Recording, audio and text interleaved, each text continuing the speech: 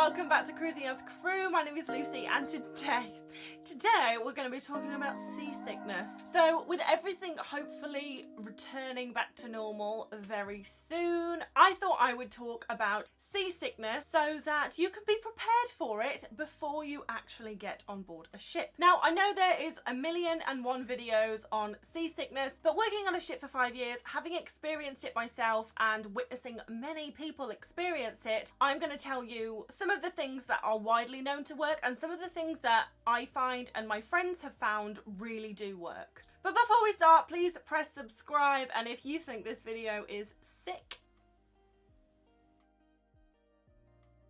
then please press the like button. It really helps me with the algorithm, but after that joke you've probably clicked off, so let's get into it. Okay, so the first one that you all know about is seasick tablets, the medication. Yes, you can take medication, that is absolutely fine. However, if you are a little bit like me and you're not really fond of taking medication unless you absolutely have to, it's not the greatest thing, because if you find yourself working on a cruise ship and you get seasick a lot of the time, you're going to be taking medication a lot of the time. And obviously that isn't great for your liver. And the other downside of taking medication is that a lot of these seasickness meds can make you drowsy, which is not a problem if you're on holiday.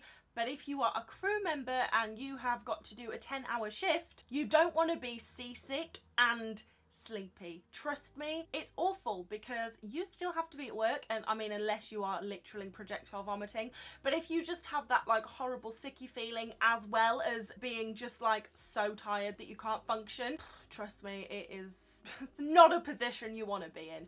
I've been there myself and it's vile. So you can take medication, however I wouldn't recommend it myself. I don't think as a crew member it's a good idea. Yes, if you're just going on a 2-week holiday, take some pills, it's fine. If you're going on a 9-month contract, The thing I'm going to mention next isn't so much a cure, but it's a preventative, and it's completely natural. It's basically to do with eating and drinking. You need to have a full stomach. Ideally, you don't want to be like so full you can't walk, but obviously when you feel sick, you don't feel like eating necessarily. However, it is so important that you eat. When you feel sick, you also get dehydrated, so you need to drink water. If you have not eaten, then that water is going to be sloshing around in your stomach, and it makes you feel even worse. So you will need to drink water if you feel sick, and you will need some food in your stomach to soak that water up. And also, feeling sick, it takes a lot of energy out of you. So as well as being at work and expelling energy that way, you are going to be expelling more energy because you've got to do it feeling shit. So even though you may not feel like eating, it's really important that you eat like bread, pasta, rice, some kind of carby thing to basically soak up the water and give you energy. But if you really cannot eat, then I wouldn't recommend drinking water. What I mean is, don't drink loads and loads of water, because it's just going to make you feel worse. You're only allowed to drink a lot of water if you've also had some food. This is obviously when you're feeling sick, just when you're feeling sick. Another one that is widely known on the cruise ships is the little bracelets that you can get. So they're elastic bracelets, and they have a hard button that presses on a pressure point. I don't know whether this is a placebo effect. Some people absolutely swear by them. Some people are like, it's rubbish. To be quite honest, I was incredibly skeptical, and then one day I was feeling atrocious and I was just like, just give me the bands. And they worked. They only work if you wear them before you feel sick. So that day I felt sick, they did nothing, but the next day I put them on in the morning when I wasn't feeling sick, and I didn't feel sick for the rest of the day, even though it was really choppy. So once again, I don't know if it's a placebo effect, but who cares? If it works, it doesn't matter if it's a placebo effect or not. If it stops you feeling sick, it's a win. And sea-bands is something that you can purchase when you are on board, but I do think you can get them cheaper if you get them before you go on board. So if you're going to go and work on a cruise ship, just invest in some sea-bands. You might not need them, hopefully you won't need them, but even if you don't need them, maybe a friend is feeling sick and they might need them. So if you can get some, you know, cheap sea-bands, just get some and take them with you. I take mine with me now.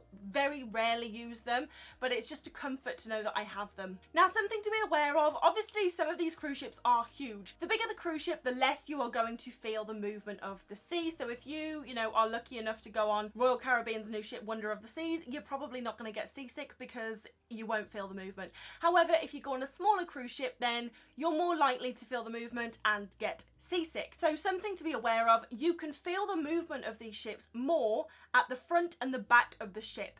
Ideally, you want to be in the middle of the ship. Now, normally on a cruise ship, the shops are located in the middle of the ship. So it's actually quite good for me working in the shops because I'm in like prime position. However, on one ship, when I was working in the spa was located right at the front of the ship. And on a rocky day, I mean, doing a massage when it's like that, it's actually quite funny. So it's just something to bear in mind once again.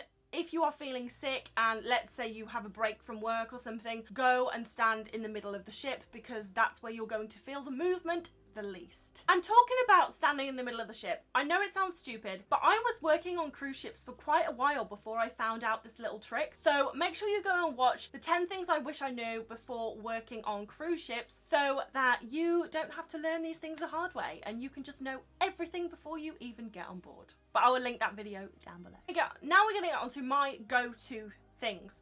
So the first one is a green apple. Not a red apple, it has to be a green apple. Don't know why.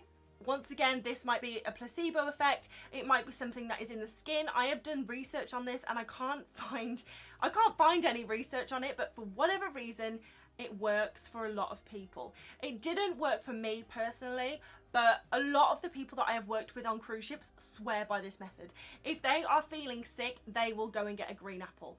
And it's one of those things, like, it's so weird if you're in the middle of a shift to go and say to your manager, can I go and get an apple? Because obviously on a normal day, if you were like, can I go and get some food? They'd be like, no, wait for your lunch break.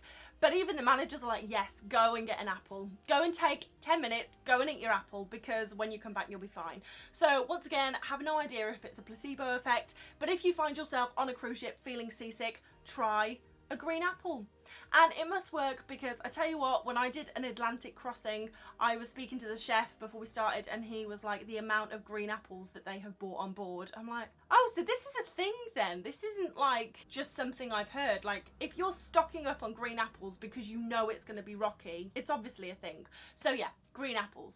And then my go-to thing if I am feeling seasick is ginger, whether that is ginger tablets, ginger ale. I usually go for ginger ale because it is more accessible because they sell it in like the coffee shops and stuff. Or you might be on a ship that has ginger in the buffet or the mess, so you could just have a little bit of ginger and pour some hot water over it and have like ginger tea, or even like get some ginger tea bags. But ginger is proven to settle the stomach, so this isn't a placebo effect. Ginger actually works. So before you join your cruise ship, get some ginger tablets as well as the sea bands. The sea bands are there as a backup, but ginger is proven to work. But anyway, those are my tips on what to do if you're feeling seasick and how to prevent seasickness. I hope you have enjoyed it. If you have, please press the like button and the subscribe button, and I will see you in the next video. But I hope you have a fabulous day.